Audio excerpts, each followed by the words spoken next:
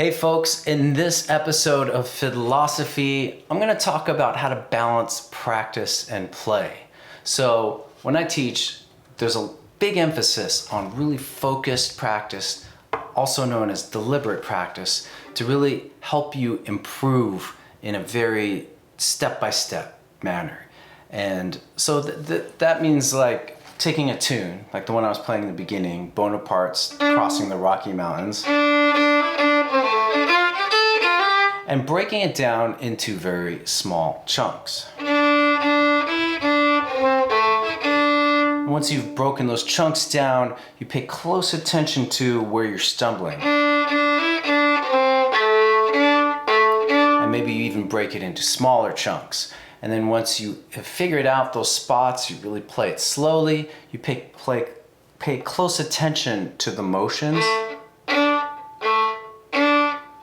And then once you've done that really focused practice, we start to play with it a little bit and loop it.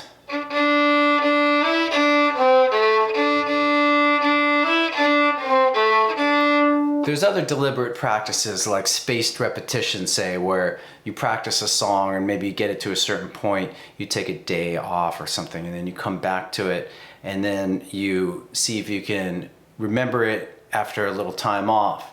And so this is another deliberate practice because it's very intentional and it's really trying to train your brain, train those neural networks to fire the way you want them to fire.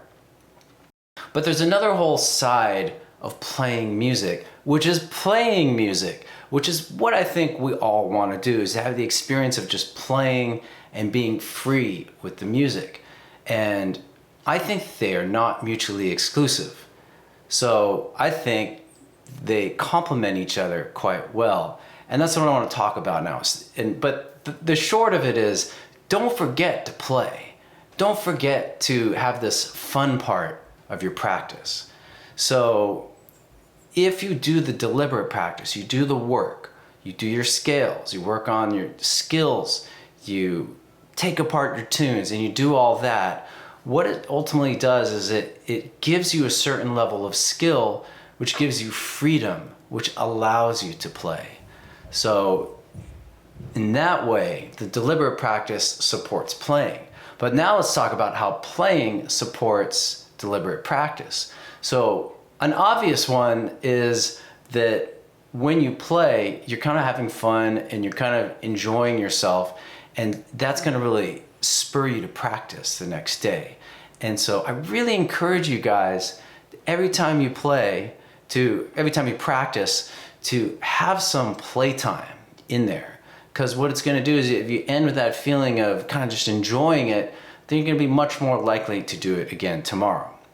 So if you were to go too far with one thing or the other, too far with practice, let's say, then you may end up not having fun and not really enjoying it, and then you might end up quitting.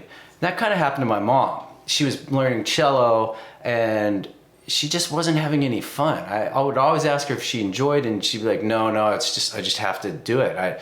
She was a very like task-oriented person and very like just had to get things done, check things off lists.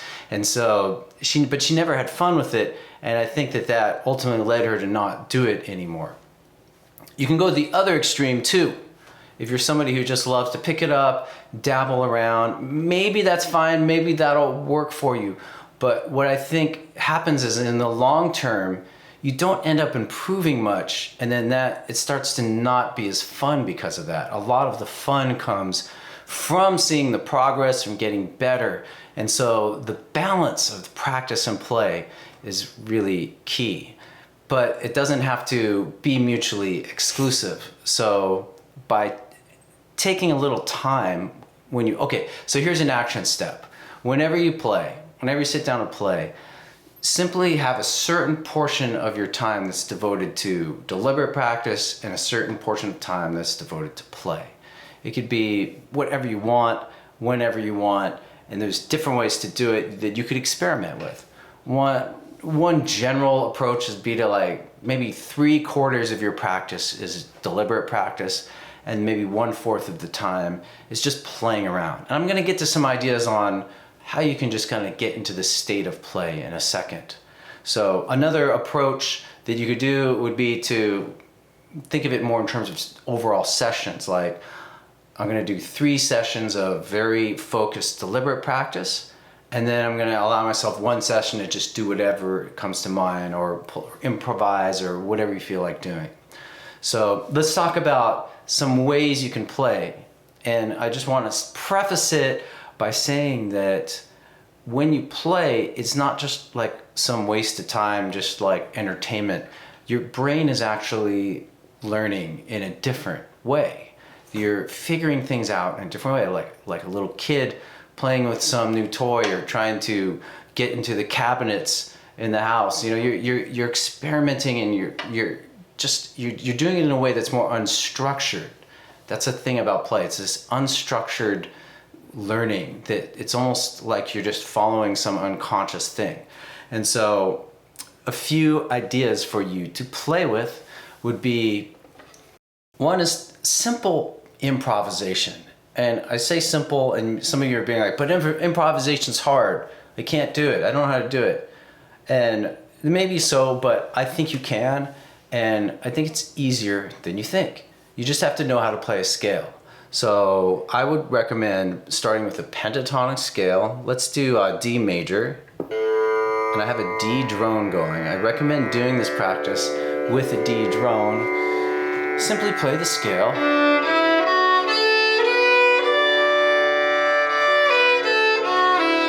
Play it in basic version a few times. And then just start to see how many different ways you can play the scale. That's improvisation. That's tremolo. Maybe we could do it with staccato. Maybe add a rhythm.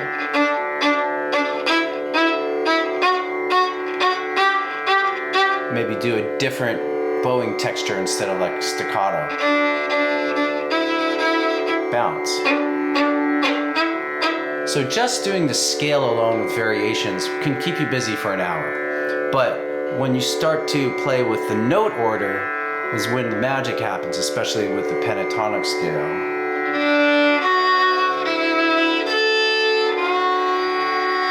I just kind of changed the note order there. It's nothing that fancy. But it starts to sound like a melody, and then you can play with that.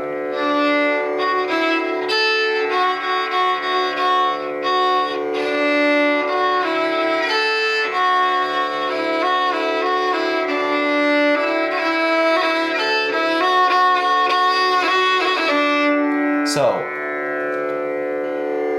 I may have made it sound fancier there than I wanted to, because I really want to show that basically you can do this. You just, like any other practice, you can just jump in and do it. You just say to yourself, I'm going to improvise for 5 minutes. I'm going to play around with the D pentatonic scale. I'm going to see what happens.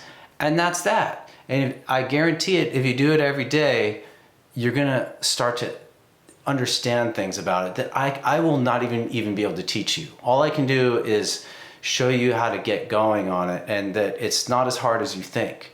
A lot of the barriers you're probably experiencing if you haven't improvised and you want to is just mental. You're thinking, you're comparing yourself to what you hear on recordings or at shows.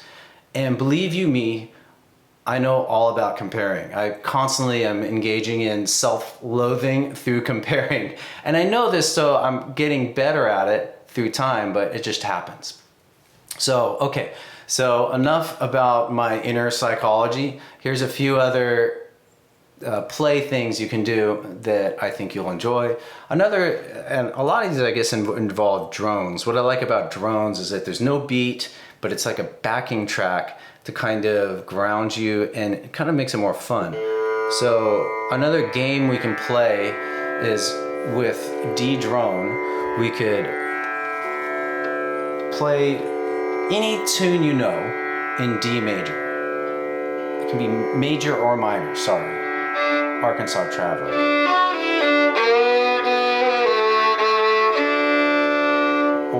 the tune I started with, Bonaparte Crossing the Rocky Mountains.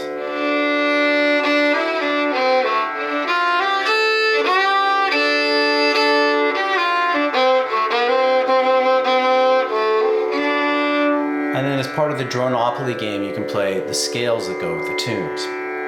And one last game I could give you, which is to just take a song and see how many different ways you can play it. So take like the song I started with.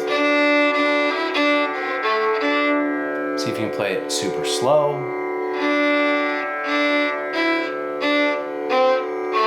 Then as fast as you can go. Maybe add tremolo. Very unconventional bowing for doing fiddle tunes, unless you're doing blues fiddle. Kind of comes up in blues fiddle a lot. Just think of any quiet, super quiet, like a whisper.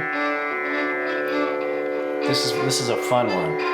This will help you develop your sound, which leads me to a good point that as you're playing, you might discover things that lead you back to practice. You may discover, oh yeah, I could do volume control, and then start to do that in a more focused way. You decide each day I'm gonna do volume. Do you see what I'm saying? Like you'll discover through this process, you'll discover maybe things that you need to work on, but also like some of these things that you play with are actually like, wow, I could actually get better at that and do that more. So in the end, I think you guys can have more fun. I mean, maybe I'm wrong. Maybe you're having a blast already. But if you take a little bit of this to heart, then I think you'll become a better player. If you balance practice and play. If you are able to put a lot of time into the deliberate practice. Just to sum up, if you really do your deliberate practice, you work on your skills, you work on breaking tunes down, you're gonna have a greater degree of freedom when you play with people or when you try to improvise. And then conversely, when you just play around with music, you're gonna have fun, which is gonna motivate you, but you're also learning in a whole other way. So anyway, let me know how you play in a comment. I would love to hear, because a lot of like how I teach, how I've learned to teach is just from listening to you guys. So let me know if you have some cool, fun game you play or a way of improvising that works for you. And yeah, we'll continue the discussion. Okay, thanks for watching the Fiddlosophy episode number 5. We'll see you soon. Go to FiddleHed.com for a progressive, step-by-step course outline, color-coded tabs, play-along tracks, sheet music, and much more. Thanks for watching the Fiddlosophy. Excellent! And don't forget to subscribe. Thanks.